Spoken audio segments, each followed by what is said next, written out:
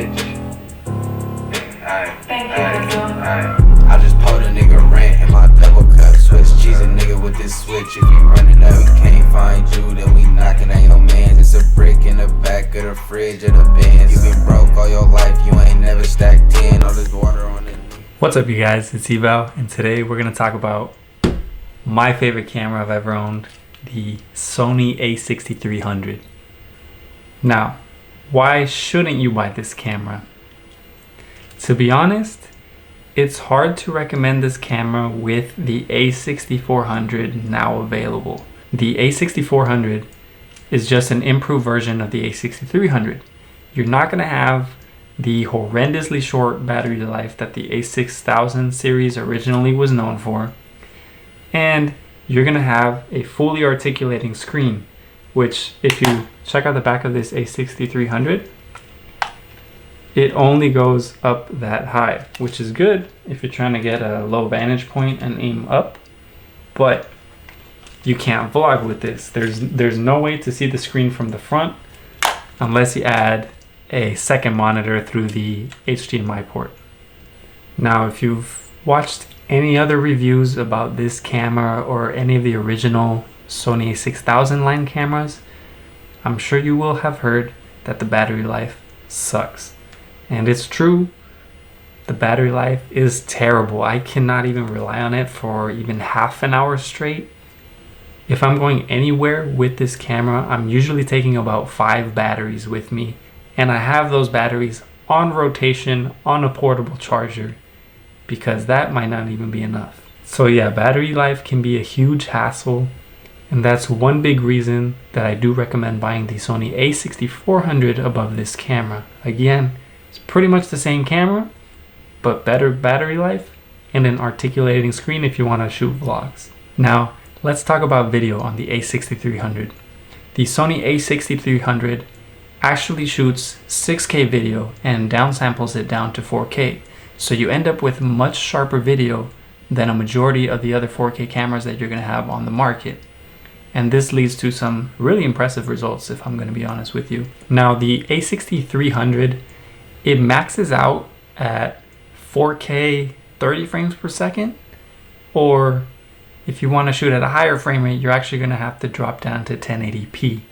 And in my experience, the 1080p video that comes out of this camera is pretty weak, to be honest. It's going to leave a lot to be desired. If you're going to go down to 1080p so that you can get the higher frame rates, I would actually recommend that you guys definitely open up that aperture to get a nice shallow depth of field behind your subjects, and it will disguise the fact that you're shooting at a lower resolution to a certain extent. Now, during my time with this camera, there were actually 4 main lenses that I used. I used the 16-50 kit lens with optical image stabilization. I used the Sigma 16mm f1.4, the Sigma 30mm f1.4, and I also used the Sigma 56mm f1.4. First, let me start by talking about the 16-50 kit lens that actually comes with the a6000, is what this came off of, if you could tell. This is silver and this is black. Let me actually go ahead and put this on so you guys can see what it looks like. So this right here was actually my favorite rig when I would go shoot live events. Now, it looks a little goofy at first glance because this is literally all I have, and there's other videographers at the shows that are taking their gimbals with their big old setups, but I was happy and actually comfortable to be taking just this with me, and I was confident I was actually getting better video than a majority of the other videographers that were at these shows, because once you know what you're doing as far as exposure and focus, the rest works itself out. Now, I can't talk about my a6300 experience without talking about this lens right here. This is the Sigma 16mm f1.4, and it was by far my favorite lens to shoot music videos on. Now, I don't know why, but I became a very big fan of shooting on a wide-angle lens. It was a look that not a lot of people actually use.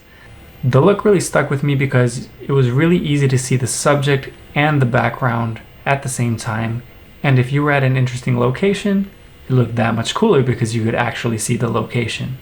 Now, I'm actually going to go ahead and skip talking about the Sigma 30mm f1.4 because it did not get a lot of use between the 16mm and the 56mm, which is actually my favorite lens for photography and really portraits. People look amazing on this lens. I don't know how else to put it. Now look at the bokeh that comes out of the 56mm 1.4. Even at 1.7, which makes it a little easier to catch your subject in focus, the bokeh looks blurry, creamy, round. As a matter of fact, now that I've upgraded to full frame, I'm gonna have a hard time finding replacements for these lenses. Price-wise, you just can't beat what you can get out of the A6000 line with those Sigma lenses. A lot of people are not gonna know that you're not shooting on a full frame camera. As a matter of fact, customers don't even know what a full frame camera is. They're just gonna see you pull amazing images out of your camera and they will hand you their money.